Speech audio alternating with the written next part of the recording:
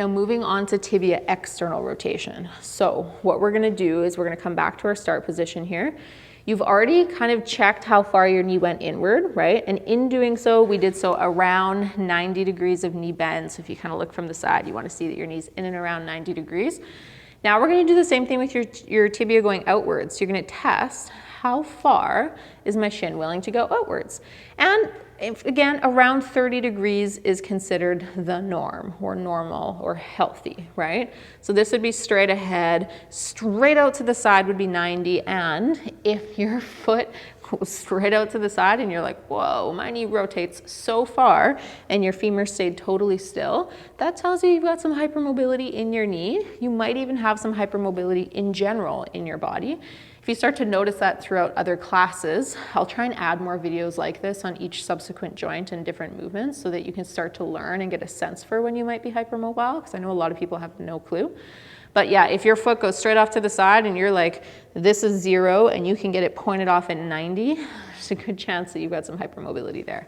Or you just go way past 30 degrees, easy peasy, no problem. Again, that might be an indication that you have some hypermobility, might be worth getting assessed to confirm. So keeping your femur still, you're hoping to get to around 30 degrees, which is basically about where I am there. I'm probably just a little bit past that. And we want to see that you have about 45 degrees total between how far you can go in and how far you can go out, okay? Now, realistically, again, I don't want you to get caught up in the numbers. I just want you to make sure that like, yeah, you're like in and around like 30-ish degrees. If not, probably a good idea to start working on it. If you're gonna start working on it, same rules apply as tibia internal rotation. Start rotating your knee on a regular basis and slip it in as frequently as you can throughout the day. I won't repeat all of that because we just talked about it with tibia internal rotation. However, if that's not enough for you, or if you're like, I know it's not going to be enough for me, or I want this to start improving right away, then you can start to actually add in some stretching, some pales, and some rails to start to create more space in your knee that accommodates tibia external rotation. So what we can do there is we can rotate our knee outwards, take this hand, grab the inside of our foot.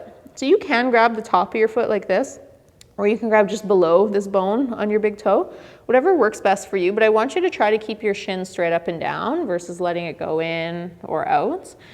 And once you know, okay, that's as far as it's willing to go, you're gonna use your hand to take it just a little bit further, okay? Now it doesn't need to be much. You're working with small ranges of motion here. It's not like with your hip where you've got 90 degrees to play with, right? So just keep in mind, it's just gonna be subtle, and then we're gonna hang out there for a little bit.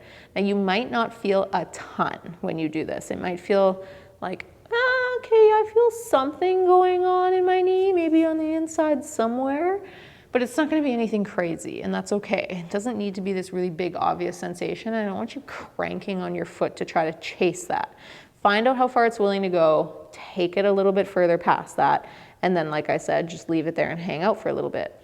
Then we're gonna follow with some pales and rails, just like we did in the other one, but now your pales is gonna be trying to spin your knee inwards, which will be applying pressure into your hand, but you won't think push into your hand with your foot because you'll end up using your foot and your ankle. You're gonna think, rotate my knee inwards, and your focus is gonna stay here so that you maximize activation here rather than maximizing compensation down low. Because if you're doing this, you already know your tibia external rotation is limited, or you were working way too hard for it, or you had a really hard time feeling it, etc. In each of those instances, excuse me, especially if you have all three, you want your attention at your knee, okay? So just keep that in mind. So you're gonna think, spin your shin inwards, and if you need a little extra feedback, take your free hand, stuff it behind your knee on the inside, and try to crush that hand as you think about spinning inwards, and you should feel your inner hamstring contract, and your inner calf contract, and just a lot of tension on the inside of your knee from tissue squeezing. Then we're gonna reverse.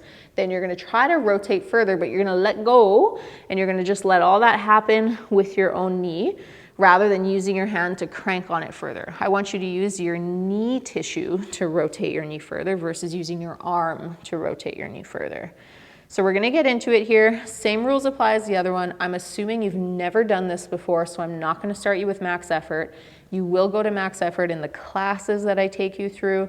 However, if this is very new for you, you might need to start at 30, 50, 70. Depends on where your knee is at. Each of you is gonna be starting this video with a different baseline. So just load it and make sure you're like, okay, yeah, I feel it working. I feel it doing something. Okay, cool.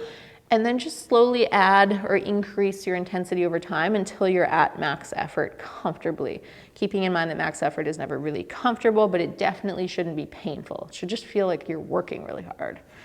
So we're gonna start to think about spinning that shin inwards. Your focus is in your knee. You're gonna slip that hand behind the inside of your knee, and you're gonna think, spin that knee inwards, squeeze your medial hamstring, squeeze your medial calf. Don't let your knee actually move.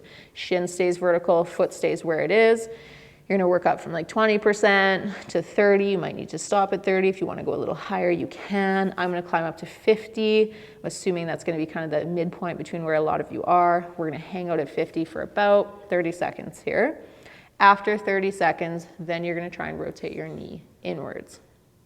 So we're just holding, you're just squeezing all this inside stuff. You're imagining and envisioning trying to spin that knee inwards, and you're just sustaining that contraction and really teaching yourself about the tissue that pulls that knee inwards. And now in about 10 seconds here, we're gonna throw it in reverse, and you're gonna try to rotate deeper into tibia external rotation. Try to make sure you don't get it from your ankle so the foot stays still and it doesn't rotate in, rotate out. The only thing that moves is hopefully gonna be up here. So now throw it in reverse for me. Think spin this bone, and you can use your hands to help to encourage that motion or help to teach you what that feels like. Or you can take this free hand, stuff it on the outside of your knee, and think rotate by squeezing all that stuff. Some people do better with actually feeling this. Some people do better by just feeling the tissue contract. Try both, see what works well for you. But you're really trying to feel what's happening up here versus just feeling like you're cranking through your ankle. So really try and drive it from up top. We're gonna hold this for another 3, 2, 1. Now relax, come back in with your hand. Now, just like with the other one, I would run you through multiple sets of this. I like to do about 2 when I do these. However, I'm assuming this is your first exposure. I'm just trying to teach you guys how to do these things, or just kind of get you to understand what you can do and ways you can start to work on it. So like I said, I'll leave you with the other classes. However, if you want to do another round, if you have time for it, just like I said with tibia internal rotation, please hit pause, go back and do another round, and just rewind it to the front of that set if you want the cueing, or just hit pause, and now that you know what you're doing, do another round right now, and then you'll have done 2 rounds as well. But I know you guys like shorter videos as well, and I don't want to drag this out too much. Now, after you've done that, just like I said before, go right into rotating that knee all the way in and then all the way out, and try to get to that same point or that same angle that you were just at. So not just how far you could rotate it 5 minutes ago, but how far you rotated it at the end of that set. You're trying to pull your knee right back to that same position and go, okay, system and okay, knee. Here's how we get there. And teach your brain that you have control over that range, that it's usable and that it's safe. And then just keep rotating your knee throughout the day. And again, do it at as many different angles of knee bend as you can. Just be constantly rotating that knee. That'll help you hit the save button on any progress that you make when you do that isolated work like we just did, where we stretch and we do our pails and rails. And it might even help you acquire a little bit more. At the very least, you're gonna get a ton of fluid in that knee. You're gonna nourish your knee, your deep articular structures, I can't talk today, deep articular structures and your cartilage in your knee will thank you for that rotation.